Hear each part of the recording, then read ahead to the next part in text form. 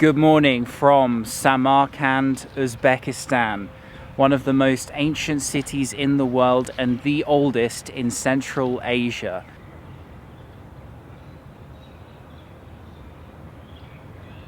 Walking out into Rajasthan here, the heart of the main square of the old city, and it is breathtaking here.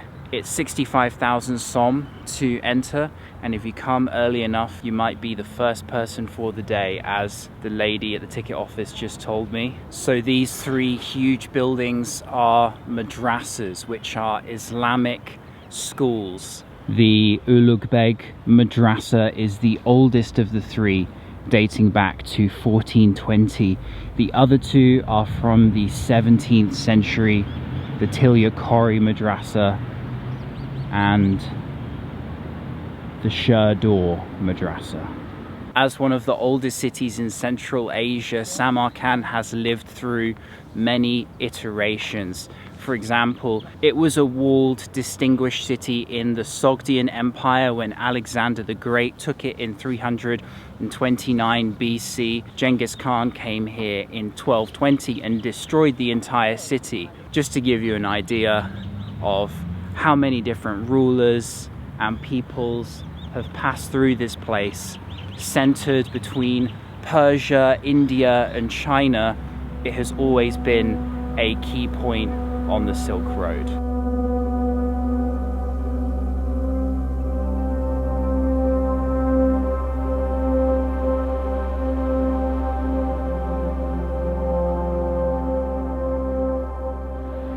Closer inspection of the Ulugbeg Madrasa here, you can just see the insane amount of detail.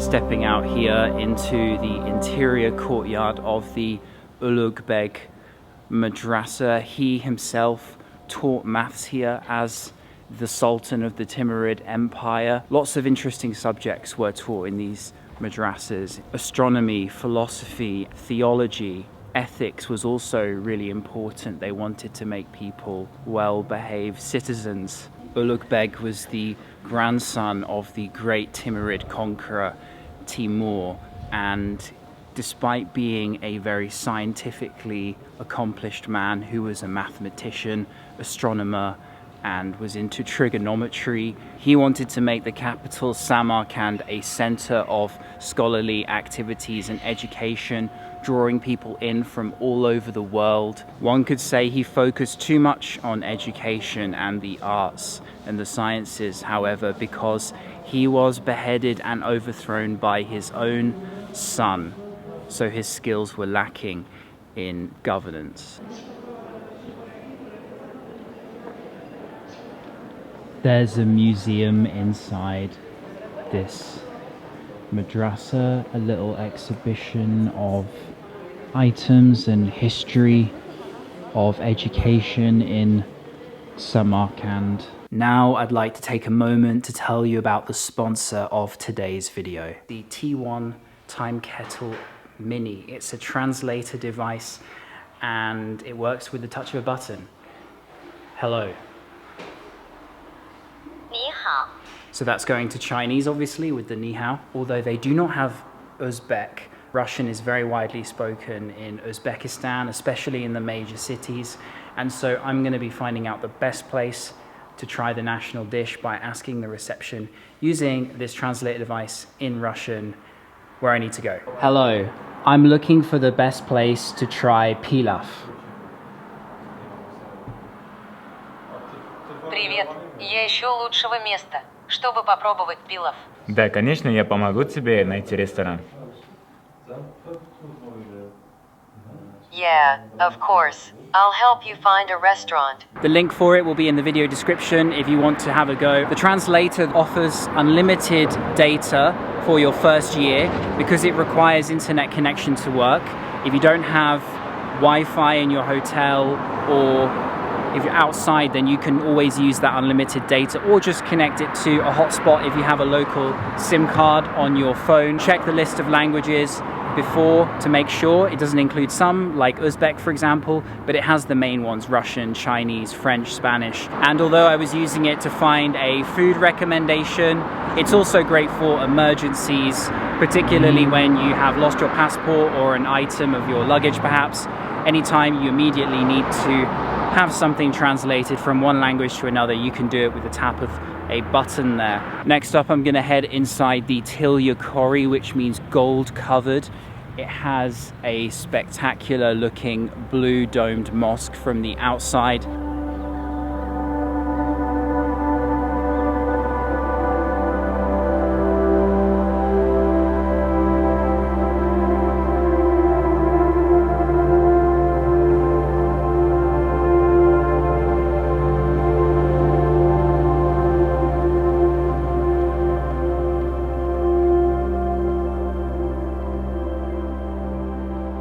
Just from walking in here and seeing all the blue and gold, you can imagine the wealth of this city at its height. When Alexander the Great came to then Samarkand, as it was known, he said, "Everything I have heard about Samarkand is true, except that it's more beautiful than I imagined." Then in the 1330s, Ibn Battuta, the Arab world's most famous traveler, he described Samarkand as being one of the greatest and finest of cities and most perfect of them in beauty. Christopher Marlowe wrote that Samarkand's shining turrets shall dismay the heavens, and Edgar Allan Poe called the city Queen of Earth. It has been long in the minds of Western poets, writers, and scholars that this city was something special, and its reputation preceded itself, although very few got to see it with their own eyes.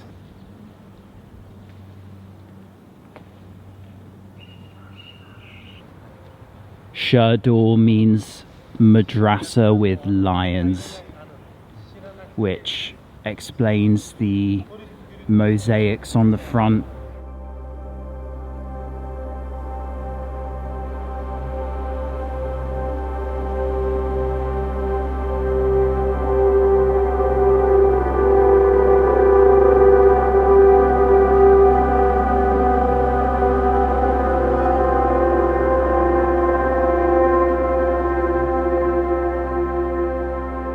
Having left Rajasthan, I have made my way over to Shah-e-Zinda, also located in the older part of the city. It's 40,000 som to enter, and it's an area of mausoleums.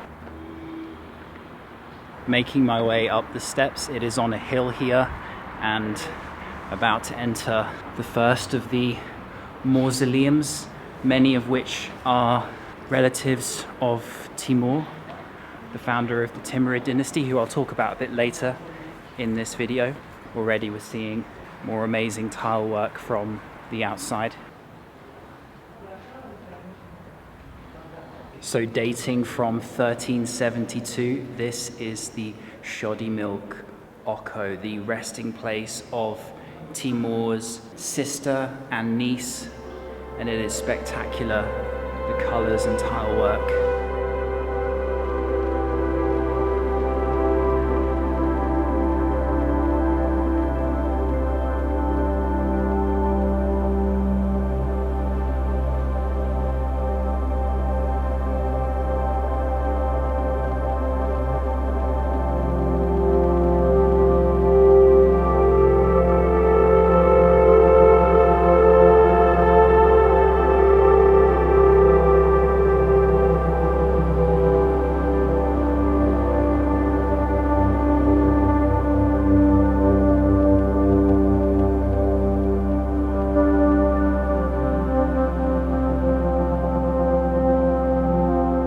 The name of the site, Shah-e-Zinda, actually translates to Tomb of the Living King. And that's because the man responsible for bringing Islam to the region, Qasim ibn Abbas, the cousin of the Prophet Muhammad, there was a shrine built for him here. It lasted for around 7 centuries, and that's why so many of Timur's relatives and other people were buried here on this auspicious site.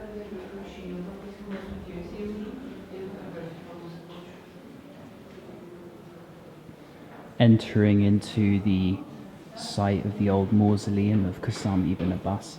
This door is incredible. So we're now here inside what was the shrine to Qasim ibn Abbas, and it was the Prophet Muhammad that said, "There is no other person like me in character or appearance than Qasim ibn Abbas," and he was responsible for bringing Islam to this part of Asia. And there is still a wooden carving inscription which says, "The doors to paradise are open to the faithful."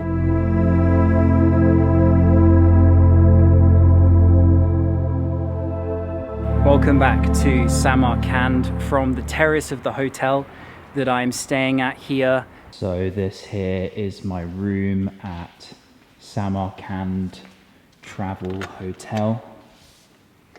This is a single room. It's nice and cozy. Double bed against the wall there, and a TV in the corner, and the ensuite. Everything you need, nice tiling in Samarkand style and colours, a little bit of the blue and the green. Fridge and a little kettle down there. Samarkand Travel Hotel also has a nice breakfast buffet here in the mornings, included as part of your stay. So the link is in the video description if you're interested in a really good value, quality, cozy place here, not far from the center. As you can see, Rajasthan poking above the skyline there, where I was yesterday morning. But today we are going to head to the main bazaar of the city to get a different perspective of one of the Silk Road's most ancient places.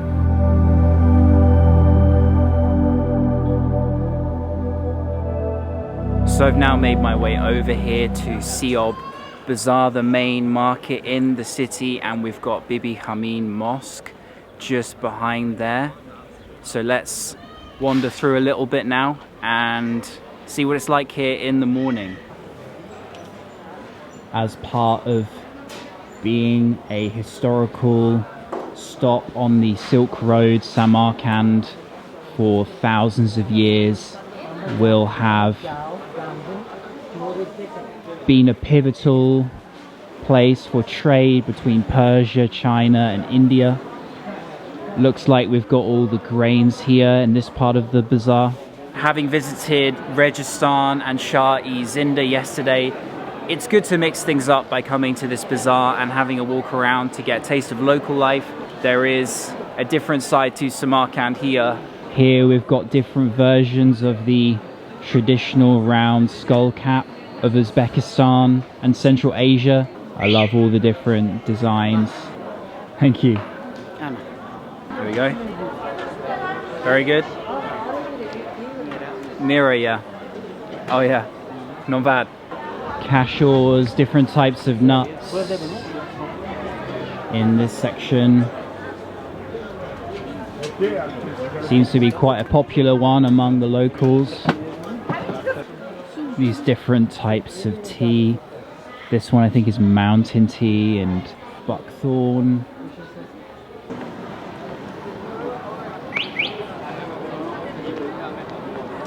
So here we have the Samarkand bread.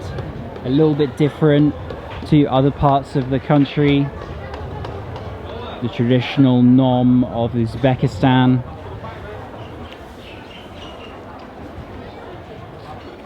Sub Bazaar is also a great place for people watching, just to observe the locals going about their weekend shopping. It is a Saturday here, perhaps that's why it's slightly quieter. Earlier in the day, fresh pomegranate juice there. I'm going to head on to the mosque.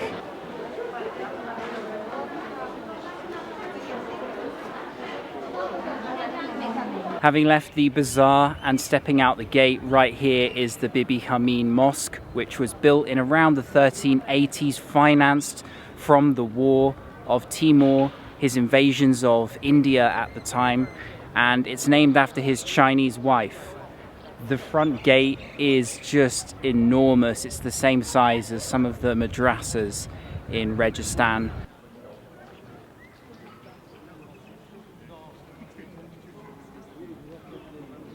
So I'm now inside the interior courtyard, and although it's a mosque, they do charge you to enter. 40,000 som is the price, and there's quite an interesting story associated with the building of this mosque. So while Timur was away, she wanted to build a grand structure for him in his honor as a surprise for when he came back. And the architect who was given the task of completing this huge project was in love, funnily enough, with Timur's wife, and he said that he would not be able to complete the project unless he was allowed to give her a kiss on the cheek. And she eventually relented, gave in, let him kiss her on the cheek, and he did so, and apparently it left a mark on her face, a slight blemish.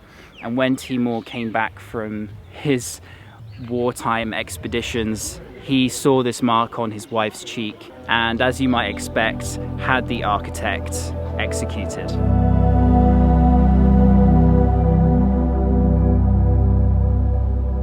Hello and welcome back. Today is another day here in Samarkand, and I'm starting here by who else? Emir Timur, the founder of the Timurid Empire, whose capital was here in Samarkand. His tomb is just down the way there. We are going to walk there. This guy was one of the most brutal and ruthless leaders in history. He conquered most of Central Asia, Persia, and Afghanistan, burning cities in his wake, taking inspiration from the Mongol conquests. Undefeated throughout his life, he was one of the greatest military tacticians in history. Pillage and murder, as Marlowe put it, were Timur's usual trades. Everywhere he went, he waded deep in blood and brains, destroying cities and massacring their populations, building triumphal towers of victims' heads, and leaving piles of skulls stacked to terrify any survivors that remained. This part of town features wide boulevards and plenty of trees, nice gardens. As you can see, they're maintaining the flowers there. Very well kept. As we make our way towards his mausoleum, I think it's appropriate that I set the scene here on a dark grey autumn day about the curse of his tomb. With Samarkand under Soviet occupation in 1941, anthropologists were sent to open up Timur's crypt. Once they saw his grave, they found an inscription that read, "Whoever opens this will be invaded by an enemy even more fearsome than I." Within a matter of days, Hitler invaded the Soviet Union, and it even reached a point where Stalin was given word of the curse of Timur. The Soviets gave him a reburial, and then within a matter of months, the Germans were defeated by the Soviet Union.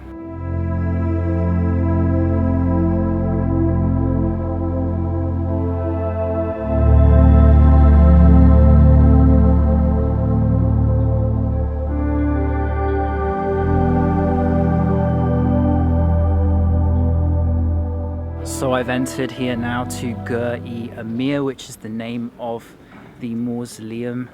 It is 80,000 som to enter, and I don't think I need to say much more about the architecture in this video. A map here to show Emir Timur's empire with its capital at Samarkand, stretching as far as Delhi, all the way over to Turkey in the modern day, the Caucasus, Baghdad in the south there, Isfahan, all of Persia.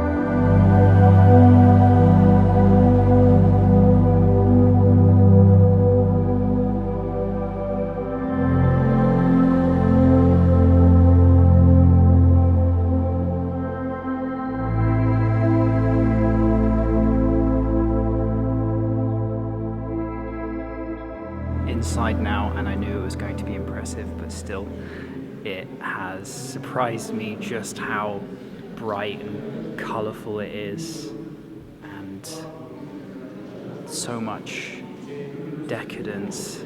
With Timur in the middle, his two sons are on either side of him, as well as his grandsons, including Ulugh, the mathematician and astronomer.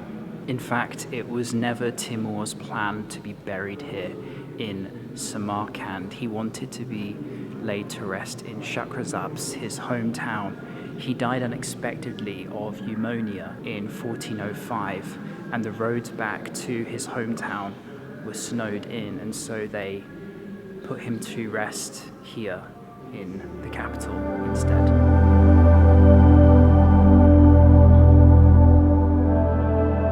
Coming out of Emir Timur's breathtaking mausoleum, there is another lesser known, smaller one just next door here that has less than 100 reviews on Google Maps, but I want to take a look because apparently it has a beautiful ceiling and many people skip it.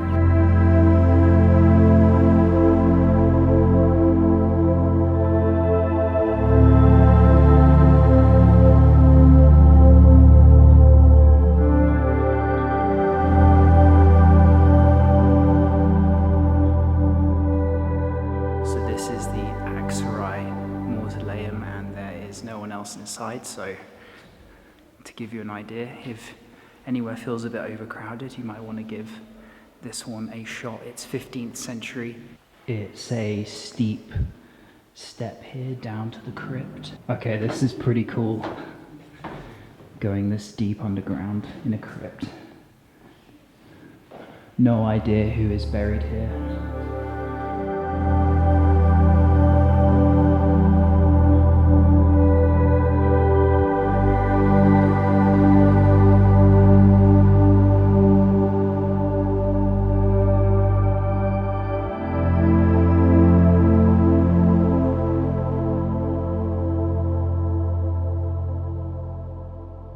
For the outro of this video, where else have I come but back to Registan at night.